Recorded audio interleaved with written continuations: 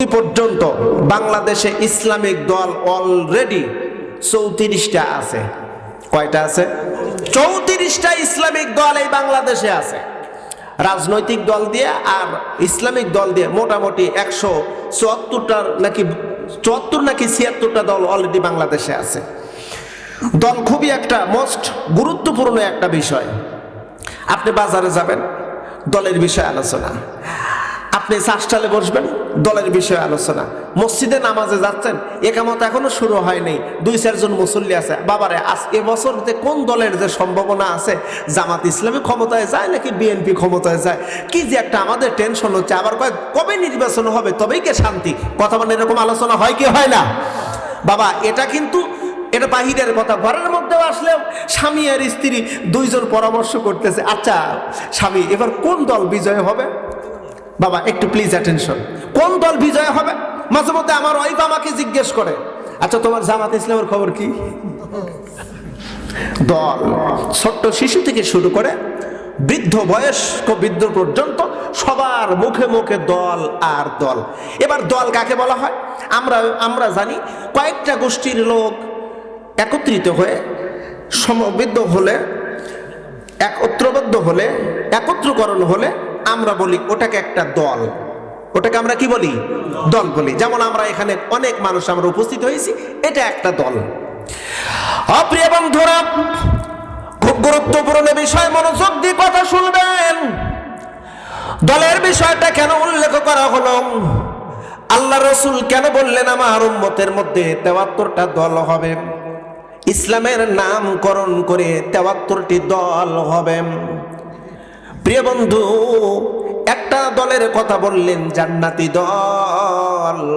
এবার সেই জান্নাতি দল কোনটা এবং জান্নাতি দলের কর্মী কারা, জান্নাতি দলের কর্মীদের কাজ কি কি, এটাও জানা দরকার আছে না নাই? আমার আল্লাহ রাব্বুল আলামিন বললেন, ও দুনিয়ার মানুষ, তোমরা সবাই সংবদ্ধ থাকো, ঐক্যবদ্ধ থাকো, দল গঠন করো, একত্রকরণ করো। ওয়াতাসিমু বিহাবলিল্লাহি জামিআ। আল্লাহ কয় তোমরা ঐক্যবদ্ধ থাকো, তার মানে তোমরা সংবদ্ধ হয়ে দলবদ্ধ হয়ে থাকো। ওয়ালা তাফাররাকু, পৃথক হয়ো না। আল্লাহ পাক বলেন দলবদ্ধ হয়ে আমার রুজু ধারণ করো আর তোমার পৃথক হয় না। আল্লাহ পাক রব্বুল আলামিন প্রিয় নবীকে বলেন, ও নবী, আপনার উম্মতের মধ্যেও একটা দল থাকবে। ওয়ালতাকুম মিনকুম উম্মাতুন ইয়াদউনা ইলাল খায়রি ওয়া ইয়া'মুরুনা বিল মা'রুফি ওয়া ইয়ানহাউনা আনিল মুনকার ওয়া উলাইকা হুমুল মুফলিহুন।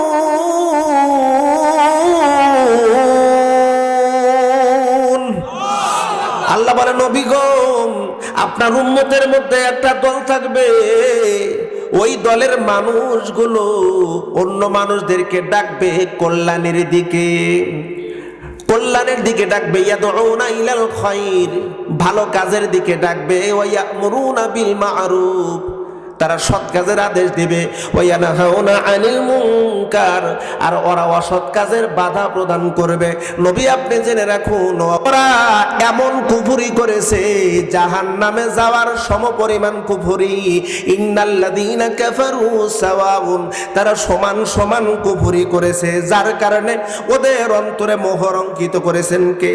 আল্লাহ। একটু জোরে বলতে হবে কে?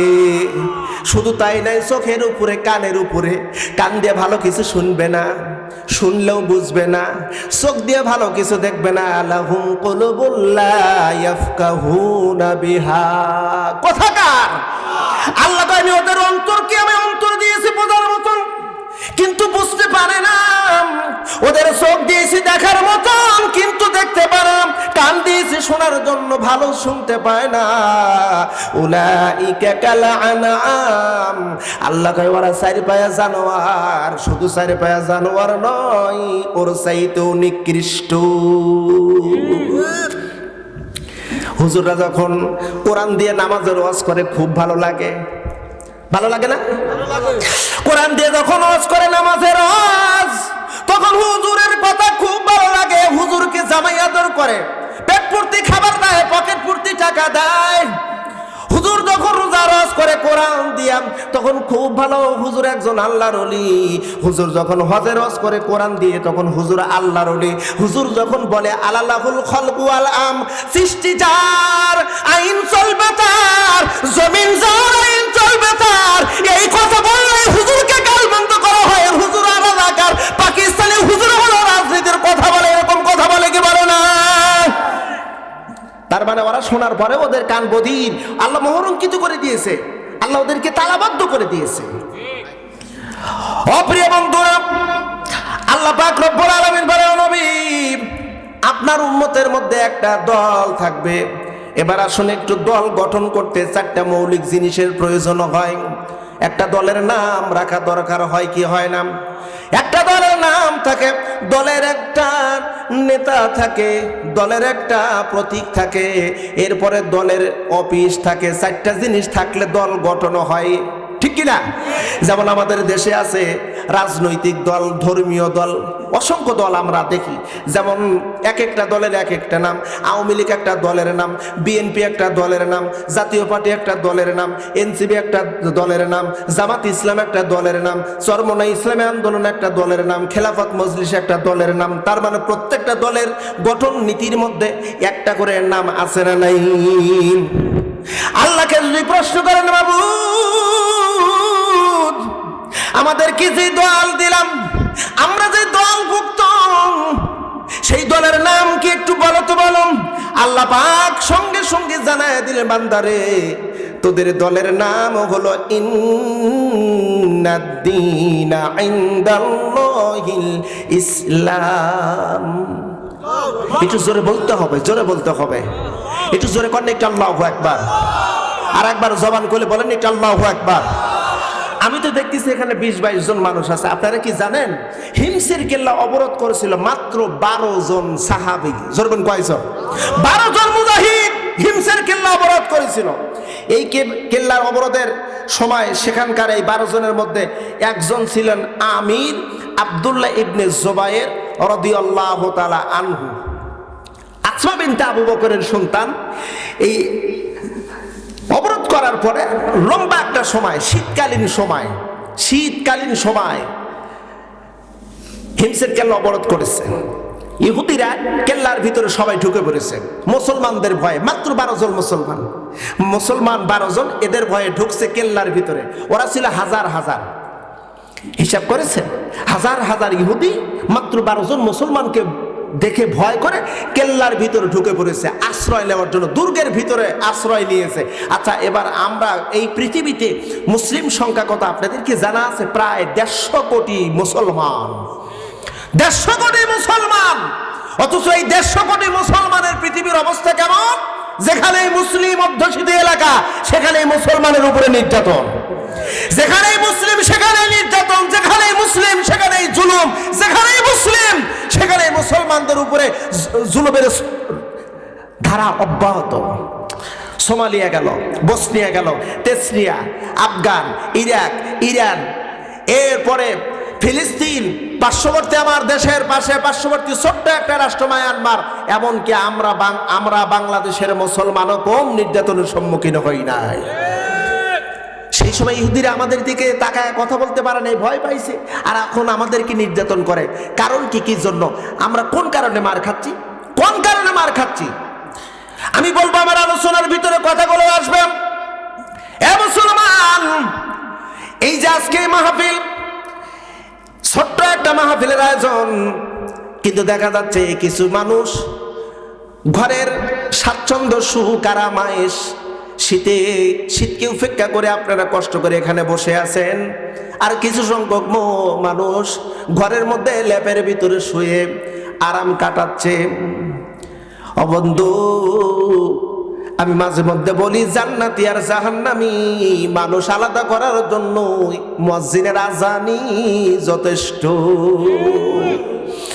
মুয়াজ্জিন যখন আজান দেয়, হাইয়া আলাস সালাম, হাইয়া আলাল ফালাহ, এই দুইটা ডাকে সঙ্গে সঙ্গে জান্নাতি এবং জাহান্নামে পার্থক্য করা যায়। সঙ্গে সঙ্গে যেই ব্যক্তিটি নামাজের প্রস্তুতি হয়ে মসজিদের দিকে অগ্রসর হয় অথবা যেখানে আছে সেখানেই নামাজে দাঁড়িয়ে যায়, বোঝা যায় এই লোকটা জান্নাতি। আর যে ব্যক্তি নামাজের প্রস্তুতি নেয় না, বোঝা যায় অটোমেটিক ভাবে সে কোন দলের, জান্নাতের। ঠিক কি না? আজকে আমরা এখানে এত অল্প মানুষের উপস্থিতি কেন? এর পিছনে অনেক বড় কারণ আছে। নাকি এই এলাকায় বেশি মানুষজন নাই, কি কয়েকজন মানুষের বসবাস? বহুত মানুষ।